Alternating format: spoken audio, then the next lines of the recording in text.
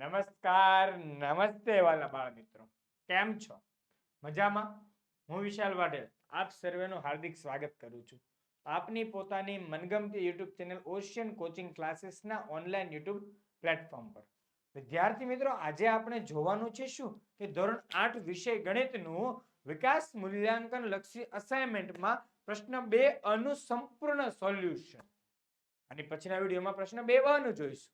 Ready? એમ one by one આખા પ્રશ્નના સોલ્યુશન જોવાના છે અને દરેક વિડીયોની લિંક નીચે ડિસ્ક્રિપ્શન બોક્સમાં છે. પ્રશ્ન 1 સંપૂર્ણ આપણે આપી દીધો છે ને એકદમ ફ્રીમાં છે યુટ્યુબની અંદર, બરાબર છે ને? હા વિદ્યાર્થી મિત્રો, વિડીયો લાઈક કરો, કમેન્ટ કરો, મેક્સિમમ શેર કરો અને ચેનલને સબસ્ક્રાઇબ કરવાનું ભૂલતા નહીં. ચાલો તો શરૂ કરીએ છીએ પ્રશ્ન 2 અ પ્રકરણ 1 ના પહેલા દાખલાથી.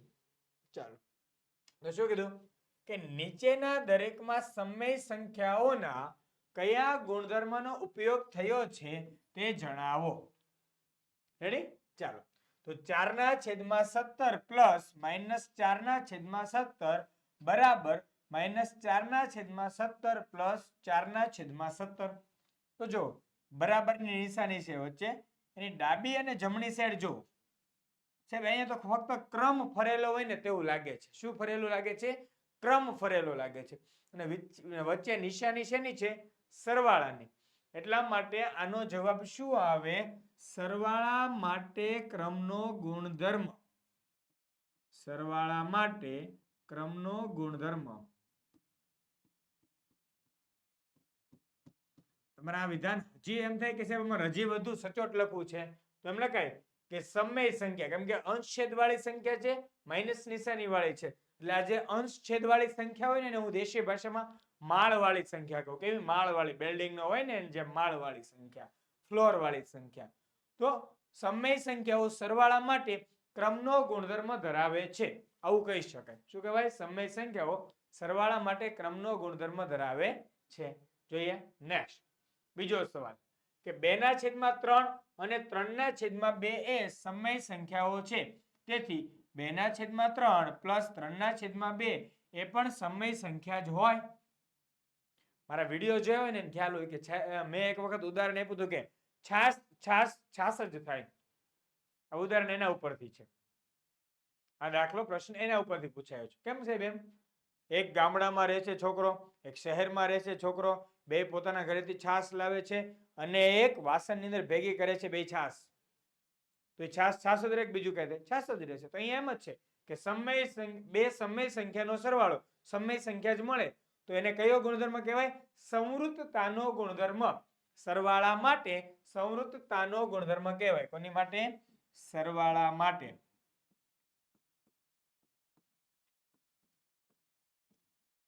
સંવૃતતાનો ગુણધર્મ.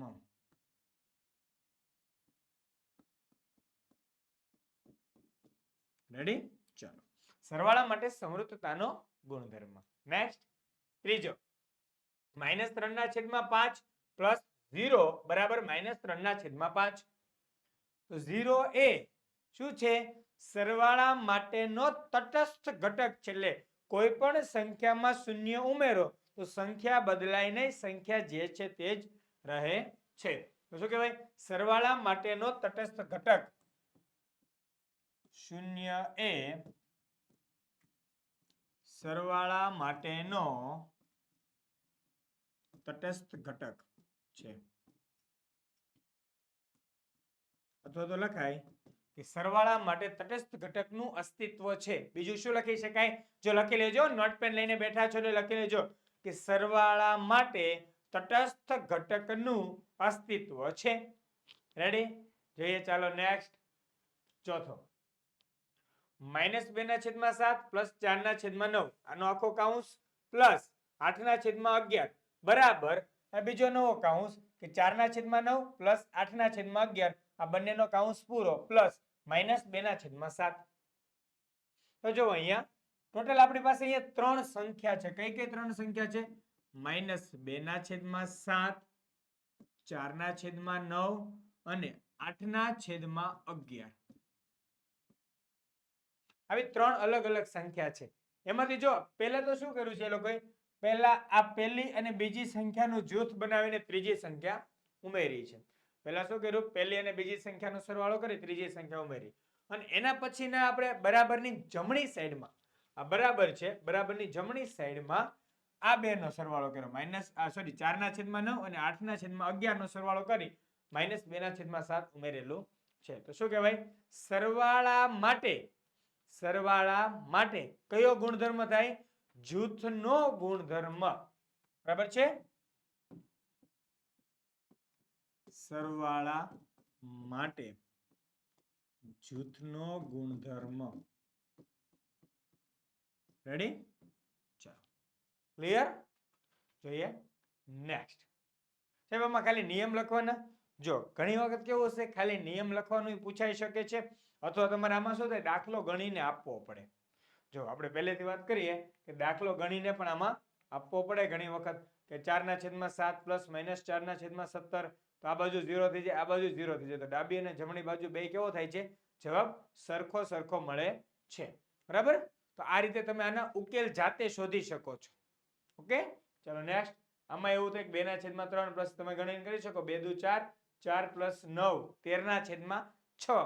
એટલે 13/6 પણ સમય સંખ્યા છે એવું દર્શાવી શકાય. નેક્સ્ટ અહીંયા તો બેઠું આપી જ દીધું છે એટલે કઈ પ્રોબ્લેમ નથી. ચોથામાં આ બેનો સરવાળો, ડાબી સાઈડનો બધો સરવાળો કરો, પછી જમણી સાઈડનો સરવાળો કરશો તો પણ મળી જશે. રેડી? ચલો પાંચમો સવાલ. -3/7 ગુણ્યા 1 બરાબર -3/7. કોઈ પણ સંખ્યાનો ગુણાકાર, શબ્દ છે ગુણાકાર, કોઈ પણ સંખ્યાનો ગુણાકાર એક સાથે કરો તો શું થાય? જવાબ પોતે જ મળે. એટલે એમ કહેવાય કે 1 એ ગુણાકાર માટે તટસ્થ ઘટક છે.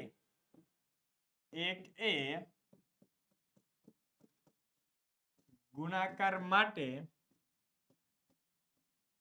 તટસ્થ ઘટક છે. એક શું છે? ગુણાકાર માટે તટસ્થ ઘટક છે. રેડી? અથવા એમ કહેવાય કે ગુણાકાર માટે તટસ્થ ઘટક એકનું અસ્તિત્વ છે. ગુણાકાર માટે તટસ્થ ઘટક એકનું અસ્તિત્વ છે.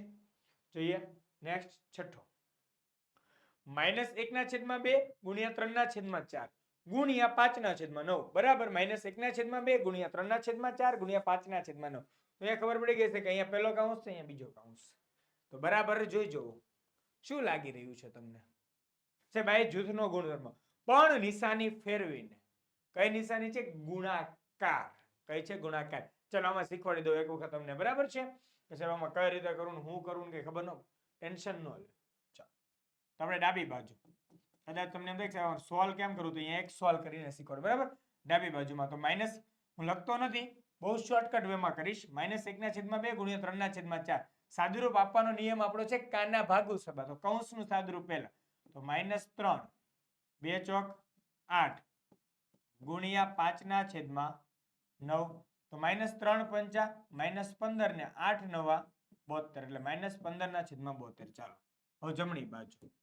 તો જમણી બાજુ બરાબર -1/2 ગુણ્યા, જોજો અંશનો ગુણાકાર અંશમાં, છેદનો ગુણાકાર છેદમાં, કૌંસનું. તો 3 પંચા 15 છેદમાં 4 નવા 36 બરાબર અંશમાં. તો -15 એકા -15 છેદમાં 36 દુ 72.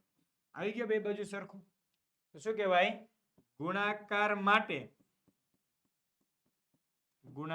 માટે શેનો ગુણધર્મ? જૂથનો ગુણધર્મ. ક્લિયર? જોઈએ નેક્સ્ટ સાતમું. -3/5 ગુણ્યા કૌંસની અંદર -1/2 પ્લસ 3/4 ગુણ્યા -3/5 ગુણ્યા -1/2 પ્લસ -3/5 ગુણ્યા 3/4. એ ખબર પડે કે સાહેબ આનો ગુણાકાર પહેલા આની સાથે કર્યો, પ્લસ કરીને આનો ગુણાકાર આની સાથે. એટલે કે -3/5 નો ગુણાકાર પહેલા -1/2 સાથે કર્યો, પ્લસ -3/5 નો ગુણાકાર 3/4 સાથે કર્યો. જો એના ઉપરથી આ બે સ્ટેપ મળ્યા. એટલે જ્યારે તમને 3 સ્ટેપ આપ્યા હોય એમાંથી 4 સ્ટેપ મળે છે. જોઈ જુઓ 1 2 3 એમાંથી 1 2 3 4. તો આવું હોય તો ગુણાકારનું સરવાળા પર વિભાજન કહેવાય. કેમ કે આ ગુણાકારે આ સરવાળાનું વિભાજન કરી નાખ્યું. ભાગલા પાડી દીધા. ખબર છે ને, લોર્ડ કર્ઝને બંગાળના ભાગલા પાડ્યા હતા, આવે છે સામાજિક વિજ્ઞાનમાં તે. તો ગુણાકારનું સરવાળા પર શેનું ગુણાકાર, આ ગુણાકારનું સરવાળા પર વિભાજન થઈ રહ્યું છે. રેડી? ચાલો અહીંયા શું લખાશે? ગુણાકારનું સરવાળા પર વિભાજન.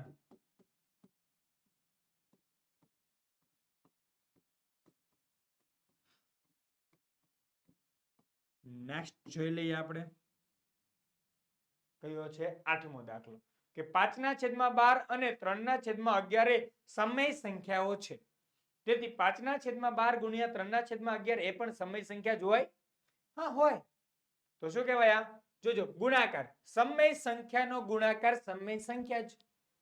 બે સમય સંખ્યાનો ગુણાકાર સમય સંખ્યા જ મળે છે. તો કયું કહેવાય? ગુણાકાર માટે સંવૃત્તાનો ગુણધર્મ. યાદ છે? પહેલો જ દાખલો હતો આપણે, આજ પ્રશ્ન 2 શરૂ થયો, એમાં પહેલો પ્રશ્ન. ખ્યાલ છે ને? યાદ આવે છે કઈ? સાહેબ યાદ આવ્યું કે સરવાળાનું હતું. અહીંયા કોનું છે? ગુણાકારનું છે. તો અહીંયા લખાશે ગુણાકાર માટે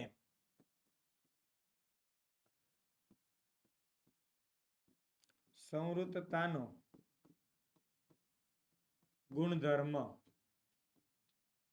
રેડી? જોઈએ નેક્સ્ટ. ચાલો, પ્રકરણ 3 શરૂ થઈ ગયું છે. કયું હવે? પ્રકરણ 3. ખાસ ધ્યાન રાખજો, આ દાખલો પૂછાઈ શકે ને, બહુ મસ્તીના છે. આમાંથી એકાદો દાખલો હોય ને હોય જ. કેમ સોલ્વ કરવો ફટાફટ શીખવાડું, ધ્યાન દેજો. કે 12 બાજુઓ વાળા નિયમિત બહુકોણના અંદરના બધા ખૂણાઓના માપનો સરવાળો શોધો. 12 બાજુઓ વાળા નિયમિત બહુકોણના અંદરના બધા ખૂણાઓના માપનો સરવાળો શોધો. આપણે એની માટે સૂત્ર યાદ હોવું જોઈએ. તો શું સૂત્ર આવે? કે નિયમિત બહુકોણ માટે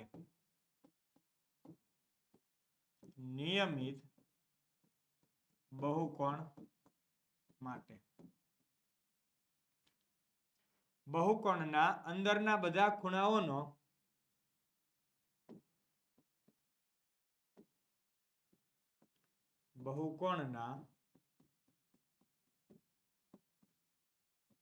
અંદરના બધા ખૂણાઓના માપનો સરવાળો બરાબર. ખાસ યાદ રાખજો સૂત્ર. સાહેબ તમે શું કર્યું? જો મેં આ જ લખ્યું. નિયમિત બહુકોણ માટે બહુકોણના અંદરના બધા ખૂણાના માપનો સરવાળો બરાબર. સૂત્ર છે શું સૂત્ર છે? n-2 ગુણ્યા 180. કેટલું સૂત્ર છે? n-2 ગુણ્યા 180. જ્યાં n શું છે? બાજુઓની સંખ્યા છે. n શું છે? બાજુઓની સંખ્યા. અહીં આપણી પાસે બાજુ કેટલી છે? તો જો 12 બાજુઓ વાળા. એટલે સૌથી ઉપર હેડિંગ મારી દેવાનું કે n બરાબર 12 માટે.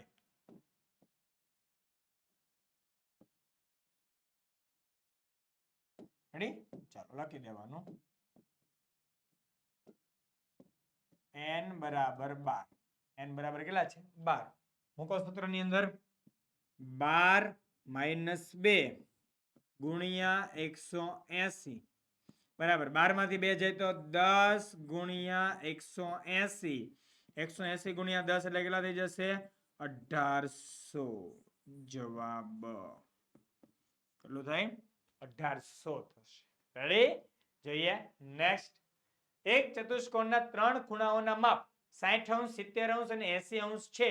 તો ચોથા ખૂણાનું માપ શોધો. તો આખા ગામને ખબર પડે ચતુષ્કોણના બધા જ ખૂણાઓના માપનો સરવાળો. ચતુષ્કોણના બધા જ ખૂણાઓના માપનો સરવાળો बराबर कितना મળે? 360°। बच्चा जानता है कि चतुष्कोणના ચારેય ખૂણાઓના માપનો સરવાળો 360° મળે। રેડી? ચાલો હવે બધા જ ખૂણાઓ કીધું બરાબર, તો ત્રણ ખૂણામાં પહેલો ખૂણો 60° પ્લસ બીજો ખૂણો 70° પ્લસ ત્રીજો ખૂણો 80° પ્લસ ચોથો ખૂણો નથી ખબર તો ચોથો ખૂણો લખ નાખો। ચોથા ખૂણાનું માપ અથવા તો ચોથો ખૂણો ચોથા ખૂણાનું માપ એમ રાખો ને, ચોથા ખૂણાનું માપ. રેડી?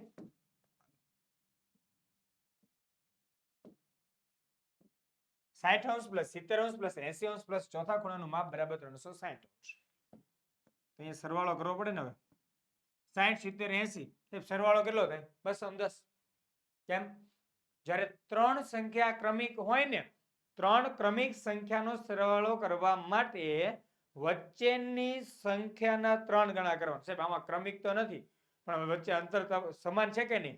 60, 70 ને 80 તો 10, 10 નું ડિસ્ટન્સ છે. કેટલું? 10, 10 નું ડિસ્ટન્સ. 60, 70 ને 80 તો 7 તેરી 21 એટલે 210. નો વિશ્વાસ આવતો હોય તો જોઈ શકાય છે. 8 ને 7 15.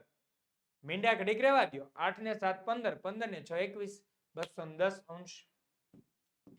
તેથી 210° પ્લસ આ ભૂલવાનું નહીં હો, ચોથા ખૂણાનું માપ બરાબર 360°. તેથી ચોથા ખૂણાનું માપ બરાબર 360°. ડાબી સાઈડના પ્લસ 210, જમણી સાઈડ જાય માઇનસ 210° થાય એટલે લખાય. તેથી ચોથા ખૂણાનું માપ 360 માંથી 210 બાદ થશે. કેટલામાંથી? 360 માંથી 210 બાદ થશે. તો 0 માંથી 0 જાય 0, 6 માંથી 1 જાય 5, 3 માંથી 2 જાય 1, 150° વધે. કેટલું વધે? 150° વધે. આ થઈ ગયો તમારો જવાબ. રેડી છે? ખાસ ધ્યાન રાખજો. તો આ જવાબ કે ચોથા ખૂણાનું માપ કેટલું? 150°. જોઈએ નેક્સ્ટ ત્રીજો દાખલો. એક ચતુષ્કોણના 4 ખૂણાઓના માપ 3x, 4x, 5x અને 6x છે. તો દરેક ખૂણાનું માપ શોધો. સિમ્પલ છે. ફરી પાછું એનું એ જ લોજિક ને એની એ જ બુદ્ધિ વાપરવાની. કઈ કે ચતુષ્કોણના બધા જ ખૂણાઓના માપનો સરવાળો 360° થાય. લખો. ચતુષ્કોણના બધા જ અથવા તો ચારેય ખૂણાઓ અથવા તો બધા જ ખૂણાઓના માપનો સરવાળો બરાબર 360°. ચતુષ્કોણના બધા જ ખૂણાઓના માપનો સરવાળો બરાબર 360°. તેથી બધા જ ખૂણાઓમાં કયા કયા છે? પેલો છે 3x પ્લસ બીજો 4x પ્લસ ત્રીજો 5x પ્લસ ચોથો 6x બધા બરાબર 360°. તેથી 3 ને 4 7, 7 ને 5 12, 12 ને 6 18, તો 18x. 3x વત્તા 4x એટલે 7x, 7x માં 5x ઉમેરો એટલે 12x, 12x માં 6x ઉમેરો એટલે 18x બરાબર 360°. તેથી x બરાબર 360° છેદમાં 18. 360 ના છેદમાં 18. 18 દુ 36 એટલે 18 ગુણ્યા 20°. 18 18 ઉડી જશે. તેથી x બરાબર કેટલું થશે? 20°. x બરાબર થઈ જાય 20°. ક્લિયર? સાહેબ આ જવાબ નહીં, આ જવાબ નથી હજી. ઘણા આવું કરે છે એટલે મેં લખ્યું તો એવું. આ જવાબ નથી હજી, તો આપણને x ની કિંમત મળી છે. ચારેય ખૂણાઓનું પૂછ્યું એટલે શું કરવાનું હવે? 3x બરાબર x ની જગ્યાએ મૂકવાના 20. x ગુણ્યા 20 બરાબર 60°. પછી આવે 4x બરાબર 4 ગુણ્યા 20, 4 દુને 8 એટલે 80. એના પછી 5x બરાબર 5 ગુણ્યા 20, 20 પંચા 100. એના પછી 6x, 6x એટલે 6 ગુણ્યા 20, 6 દુન 12, 120°. રેડી? તો ચાલો આગળ. આમ શું કીધું? દરેક ખૂણા, તો આમ દરેક ખૂણા, ચતુષ્કોણના દરેક ખૂણા કેટલા મળે? 60°, 80°, 100° અને 120° મળે. રેડી? આ થઈ ગયો તમારો જવાબ. આ બન્યો ને આ તમારો ફાઇનલ જવાબ છે. રેડી? જોઈએ નેક્સ્ટ. ચાલો ચોથો દાખલો. એક નિયમિત બહુકોણમાં બાજુઓની સંખ્યા 20 છે તો તેના પ્રત્યેક બહિષ્કોણનું માપ શોધો. પ્રત્યેક બહિષ્કોણનું માપ શોધવાનું છે. એકદમ સિમ્પલ છે. નિયમિત બહુકોણ માટે કોની માટે? નિયમિત બહુકોણ માટે સૂત્ર છે. આપણે જ્યારે એમસીક્યુ ગણતા હતા ને ત્યારે મેં બહુ શોર્ટકટ વેમાં સૂત્ર શીખવાડ્યું. અહીંયા લખવું પડે આપણે નિયમિત બહુકોણ માટે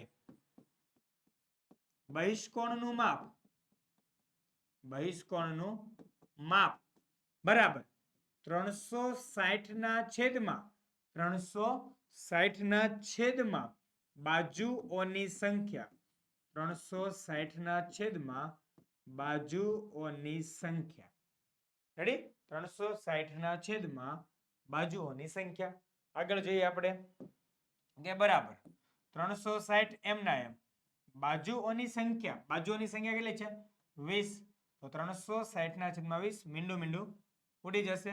18 દુ 36 બગડી ઉડે તો કેટલા આવે? 18 અંશ. તો બહિષ્કોણનું માપ કેટલું હોય? 18 અંશ. આ આપણો થઈ ગયો છે જવાબ. રેડી? આ છે આપણો જવાબ. જોઈએ નેક્સ્ટ. ખાસ યાદ રાખજો આ સૂત્ર બરાબર છે. બહુ ઇમ્પોર્ટન્ટ સૂત્ર છે, બહુ મજાનું સૂત્ર છે. નેક્સ્ટ રેવા પ્રકરણ 4 શરૂ થઈ ગયું આપણી માટે. કયું પ્રકરણ? પ્રકરણ 4 ના દાખલાઓ આપણે ગણવાના છીએ. ચલો કે એક ઘડામાં વિવિધ રંગના W R Y G અને B એમ 5 દડા છે. તો યાદચ્છિક રીતે ચોક્કસ રંગનો એક દડો ખેંચતા તેની સંભાવના કેટલી? એકદમ સિમ્પલ વસ્તુ. પહેલા તો કુલ પરિણામ કેટલા? કુલ પરિણામ તો 1 છે. કેમ કે તમે એક જ દડો ખેંચવાના છો, કોઈ પણ એક જ. રેડી? તો કુલ પરિણામ કુલ પરિણામ કેટલા છે? કુલ પરિણામ તો 5 છે. કુલ પરિણામ કેટલા છે? 5. કેમ કે તમારી પાસે 5 દડા છે. કુલ પરિણામ કેટલા થશે? 5 છે. કારણ કે તમારી પાસે 5 દડા છે. W R Y G અને B. White, red, yellow, green and blue એમ 5 અલગ અલગ રંગના દડાઓ છે. કુલ પરિણામ. હવે એમાંથી શક્ય તમારે એક જ દડો લેવાનો છે. એટલે અહીંયા લખાય શક્ય પરિણામ. શું લખાય? શક્ય પરિણામ. કેમ કે તમે દડો ખેંચશો તો કેટલા ખેંચશો? એક જ દડો. શક્ય પરિણામ બરાબર 1. તો ચોક્કસ રંગનો એક દડો ખેંચતા તેની સંભાવના કેટલી? અહીંયા આપણે લખીએ કે ઘટના 1 એવું ન લખો, સીધું લખાય કે સંભાવના બરાબર. બહુ શોર્ટમાં જઈ રહ્યો છું, સંભાવના એમ. બરાબર છે? નહીં તો અહીંયા લખવું પડે કે ઘટના એ યાદચ્છિક રીતે દડો ખેંચતા મળતા પરિણામો ને P of n એવું. બરાબર? એવું ન લખતા સીધું સંભાવના બરાબર શક્ય પરિણામના છેદમાં કુલ પરિણામ. શક્ય પરિણામ છેદમાં કુલ પરિણામ. શક્ય પરિણામ કેટલા? 1. કુલ પરિણામ 5. તો શું જવાબ આવે? 1/5. આ થઈ ગયો આપણો જવાબ. ક્લિયર? શક્ય પરિણામના છેદમાં કુલ પરિણામ 1/5. જોઈએ નેક્સ્ટ. બીજો સવાલ. એક ચક્રના 4 સરખા ભાગ A B C અને D કરેલા છે. તો ચક્રને ફેરવતા ચોક્કસ નિશાનીએ કયો ભાગ આવે તેની સંભાવના કેટલી? સેમ દાખલો છે, કોઈ જ નથી કરવાનું. બરાબર છે? શું કરવાનું? પહેલા તો કુલ પરિણામ. કુલ પરિણામ બરાબર કેટલા? 4. શક્ય પરિણામ બરાબર કેટલા? 1. કારણ કે શું કરવાનું છે કે ચોક્કસ નિશાનીએ. હવે તમે એક ચકડું છે ફેરવશો ને એક નિશાની રાખશો તો ત્યાં કેટલા ભાગ આવે? 4 માંથી કોઈ પણ એક જ આવે. 4 માંથી કોઈ પણ એક જ ભાગ આવશે. રેડી? તો શક્ય પરિણામ બરાબર 1. હવે આપણે લખી દેવાનું સીધું કે સંભાવના બરાબર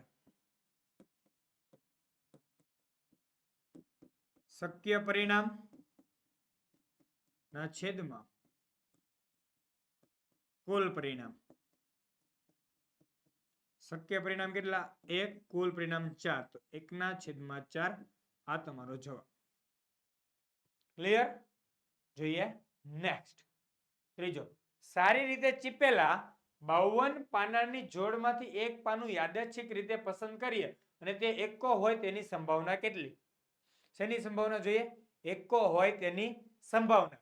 અહીંયા 52 પાનાની જોડ છે, એમાં કુલ પાના કેટલા થયા? 52. તો આપણા કુલ પરિણામ કેટલા? 52. કુલ પરિણામ બરાબર 52. હવે શક્ય પરિણામ એકા કેટલા હોય? શક્ય પરિણામ પ્રમાણે એકા મને કહો તો કેટલા હોય? એક લાલનો એકો હોય, એક ચોકટનો એકો હોય, એક કાળીનો એકો હોય અને એક ફલ્લીનો એકો હોય. બરાબર છે? આ 4 એકા આવે છે. તો શક્ય પરિણામ કેટલા? 4. કારણ કે શેના શેના? લાલ, ચોકટ, કાળી અને ફુલ્લી. આ બધાના શું હોય? એક એક એકા હોય.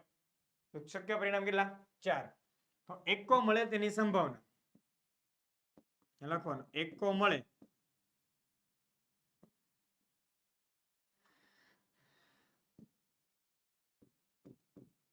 મળે તેની સંભાવના બરાબર શક્ય પરિણામ છેદમાં કુલ પરિણામ. શક્ય પરિણામ છેદમાં કુલ પરિણામ. શક્ય પરિણામ કેટલા? 4. કુલ પરિણામ 52. તો 4/52. 4/52. આપણે જોઈએ ઉડાડ્યો. 13 ચોક 52, 4 4 ઉડી જાય તો જવાબ કેટલો આવે? 1/13. કેટલો જવાબ આવશે? 1/13.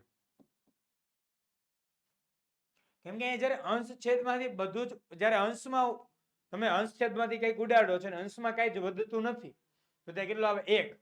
જો ઉડાડતા હોય તો, બાકી સરવાળો બાદબાકી કરતા હોય તો વાત અલગ છે આખી ભાઈ. અહીંયા ઉડાડવાની વાત છે એટલે 1/13. જોઈએ નેક્સ્ટ ચોથો. પાસો ઉછાળતા ઉપર એકી સંખ્યા આવે તેની સંભાવના કેટલી? તો પાસા પર કુલ અંકો કેટલા હોય? 6. પાસા પર કુલ અંકો કેટલા હોય? 6. તો કુલ પરિણામ બરાબર 6. શક્ય પરિણામ પાસા પરના શક્ય પરિણામ બરાબર કેટલા થશે? 3. કેમ? કારણ કે કયા કયા પરિણામ મળી શકે તમને? 1 એકી સંખ્યા છે, 3 એકી સંખ્યા છે અને 5 એકી સંખ્યા છે. તો 1, 3 અને 5 મળશે. રેડી? શક્ય પરિણામ. તો એકી સંખ્યા પાસો ઉછાળતા તેના પર એકી સંખ્યા આવે તેની સંભાવના લખવા.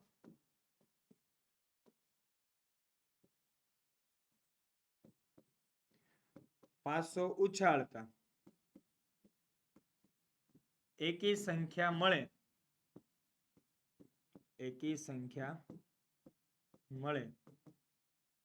તેની સંભાવના બરાબર શક્ય પરિણામ ના છેદમાં કુલ પરિણામ. તો શક્ય પરિણામ કેટલા મળ્યા? શક્ય પરિણામ 3, કુલ પરિણામ 6. તો 3 દુ 6, 3 3 ઉડી જાય. 1/2. કેટલું મળે? 1/2. આ થઈ ગયો આપણો જવાબ. રેડી છે? ખાસ ધ્યાન રાખજો હા. 1/2 જવાબ આવશે. જોઈએ નેક્સ્ટ. વાહ. પ્રશ્ન 2 આમાં પ્રકરણ 6 એટલે કે પ્રકરણ 6 એટલે આપણું કયું? ઘન અને ઘનમૂળ. ઘન અને ઘનમૂળ ચેપ્ટરનું આ દાખલા શરૂ થયા છે. જોજો શું કહે છે? સવાલ વાંચો. નીચેની સંખ્યાઓના ઘનના એકમનો અંક લખો. કોનો ઘનનો એકમનો અંક? શોર્ટકટ આપી રહ્યો છું, ખાસ ધ્યાનથી જોજો. જ્યારે ઘનનો એકમનો અંક પૂછાય ત્યારે સંખ્યાનો પહેલા એકમનો અંક જોવાનો. જો સંખ્યાનો એકમનો અંક 2 હોય, સંખ્યાનો એકમનો અંક કેટલો હોય? 2 હોય. સંખ્યાનો એકમનો અંક જોજો આ 2 લખાય. કોનો? સંખ્યાનો એકમનો અંક. સંખ્યાનો એકમનો અંક. રેડી? ચાલો. સંખ્યાનો એકમનો અંક 2 હોય તો એનો ઘન કરતા મળતા એકમનો અંક.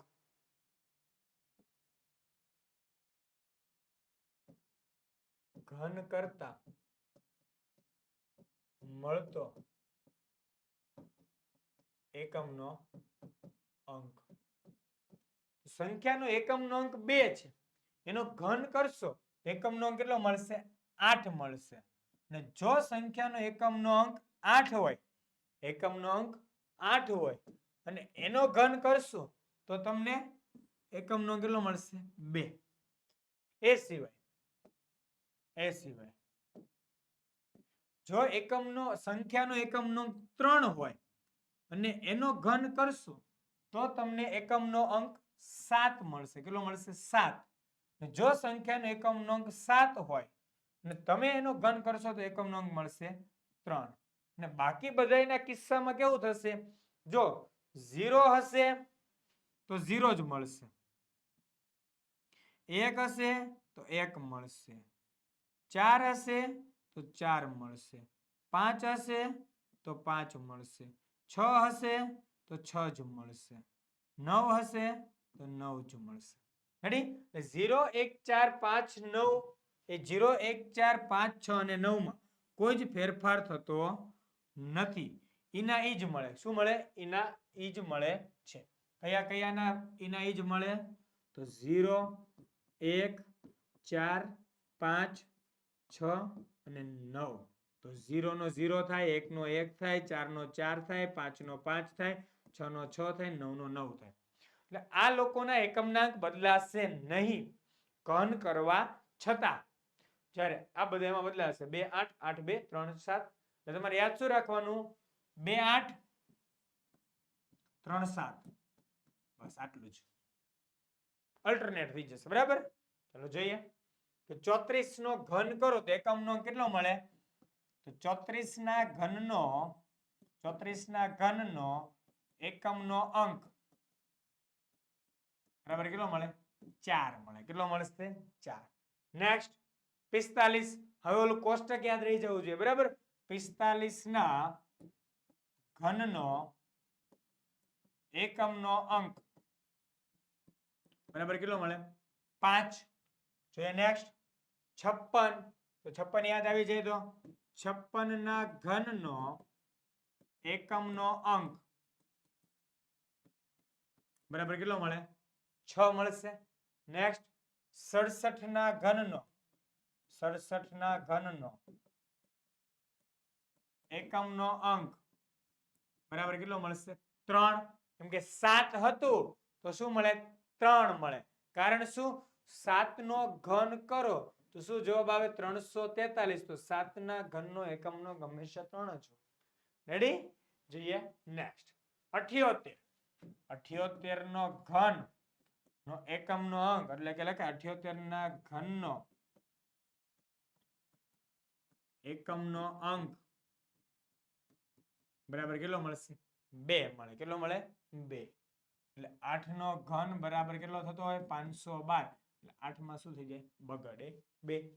જોઈએ નેક્સ્ટ છઠ્ઠો 89 ના ઘનનો એકમનો અંક લખવાનો છે.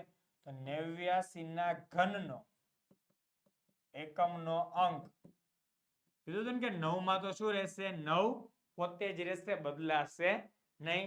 જોઈએ નેક્સ્ટ. ચાલો આગળ 7મું 22 નો ઘન. 22 નો ઘન તો 22 ના ઘનનો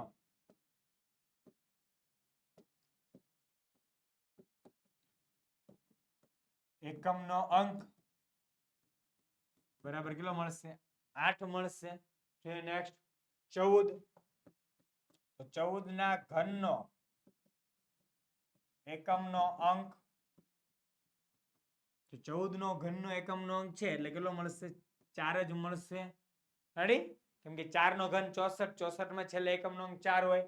નેક્સ્ટ ચલો નીચેની સંખ્યાઓમાં જે સંખ્યા પૂર્ણ ઘન હોવાની શક્યતા હોય તેની સામે ખરાની નિશાની અને જે પૂર્ણ ઘન ન હોય તેની સામે ખોટાની નિશાની કરો. ચાલો તો અહીંયા જો સંખ્યા પહેલી સંખ્યા 80,000, બીજી 1,000, ત્રીજી 6,40,000, ચોથી 800. અહીંયા હું એટલું કહીશ કે જો છેલ્લે